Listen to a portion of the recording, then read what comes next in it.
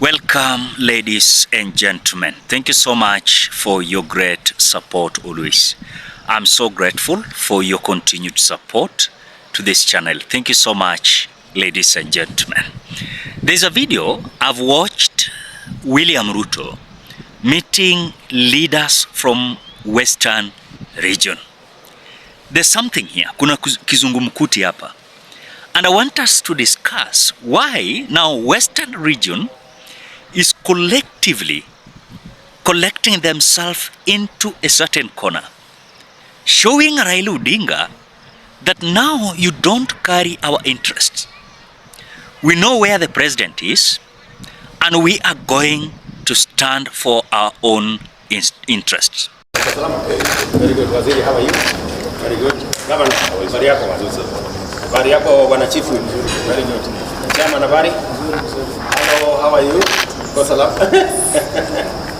Hello, habari yako? Chairman, habari? Very good. Emmanuel, how are you? How are you? President, habari? Bishop, very good.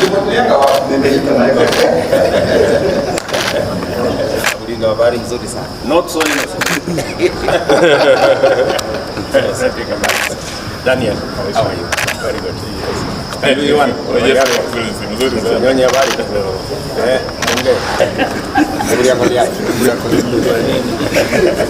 How are you, Senator? Very good. Soko inaendelea pale kama inajengwa kabisa. Tuko mo 30%. Habari yako mkubwa, chairman. Very good. Habari ya Matayo.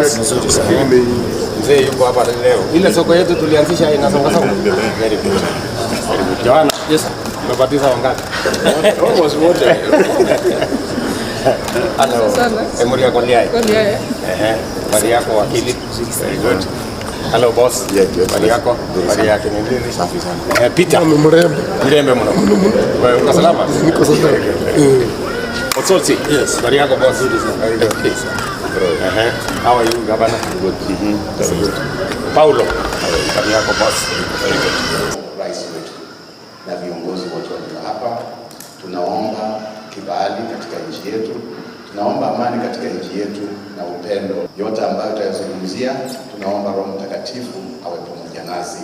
Tuanze na wewe mfalme, uweze kuunganisha jamii zote katika nchi yetu na jina lako lipate sifa.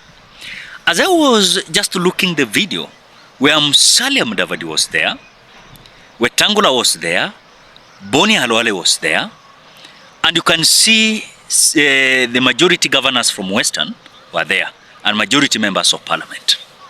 Now Kenyans, there's something here I want us to understand. There's this prospect that we have been told for longest period of time that Raila Odinga has been controlling Western in a way that even if they're going to negotiate in some issues in the government, Raila Odinga normally advocate for Western majority when it comes to developments.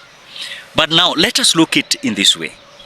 When these members of parliament, governors, CSS, they have decided to meet, of course, William Ruto in Statehouse without Raila Odinga. We are being told that behind the scene, Western is now collectively fighting for their own interest, as Raila Odinga is fighting for the interest of Nyanza. And there is also a planned meeting of coastal leaders. These coastal leaders, they are going to have their leader who is going also to advocate for their interest.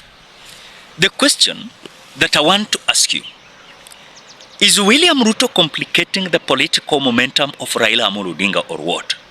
Because when he's now meeting the Western leaders, it means the conversation there is they're being told, now going forward, you must fight for your people. Raila Odinga is fighting for his own people. But temporarily, let us look also when it comes to the support that Raila Odinga is having, of course, in Western. But before we look at the momentum and of course the repercussions and the consequences that might land either William Ruto or Raila Odinga into trouble, But before we do that, ladies and gentlemen, as you always do, ensure you like the video. When you like the video, you automatically support the work that I'm doing in this channel, because sometimes you watch and you forget liking the video. So this is just a reminder. As you watch, please consider liking the video. Thank you so much for that like. Now, Kenyans, there's something here about the political momentum of Raila Amolo Odinga in Western. Raila Odinga has been having massive support in Western. When it comes to the nomination of some CSS, Raila Odinga has been advocating for. Look at the CS Oparanya. Oparanya has been advocated for this position while he was, of course, in ODM and deputy party leader of ODM party. But now, when you look at other CSS, they are Wajakwa advocated with Raila Amolo Odinga. In other words, we are just having one CS from Western that has been advocated for by Raila Amolo Odinga. But the truth to be said, as now these Western leaders are deciding to move, of course, completely to defend their own interest, as they are demanding about 30% of the government, where Musalia Mudavadi, Wetangula, signed the other day. Immediately, William Ruto was declared a winner, and Musalia Mudavadi was appointed the cabinet minister.